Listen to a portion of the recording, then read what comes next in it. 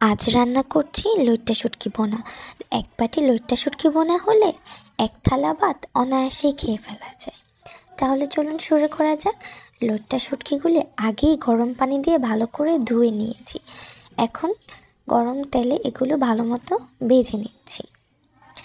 ভাজা হয়ে গেলে এগুলো এক সাইডে উঠিয়ে রেখে তেলে রসুন কুচি এবং আস্ত রসুন দিয়ে দিয়েছি। আমার আবার শুটকিতে আস্ত রসুন হলে খুবই ভালো লাগে। তারপর পেঁয়াজ কুচি দিয়ে দিয়েছি। ভালো মতো এগুলো ভেজে নিচ্ছি। চলুন, এগুলো ভাজা হয়ে গেলে অন্য একটা বাটিতে এইটার মশলাটা তৈরি করে নিই।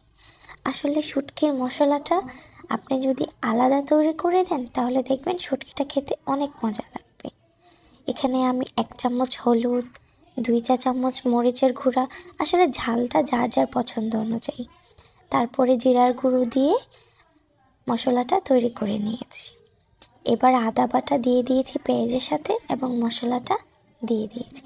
এই মশলাটা দেওয়ার পরে লবণ দিয়ে এটাকে ভালো মতো কষিয়ে নিয়েছি। আর হ্যাঁ, টমেটো কুচিটা আমার কাছে খুবই ভালো লাগে, এটা অবশ্য অপশনাল। এবার আমি লইট্টা শুটকিগুলো দিয়ে অনেকক্ষণ ধরে এগুলো কষিয়ে নেব।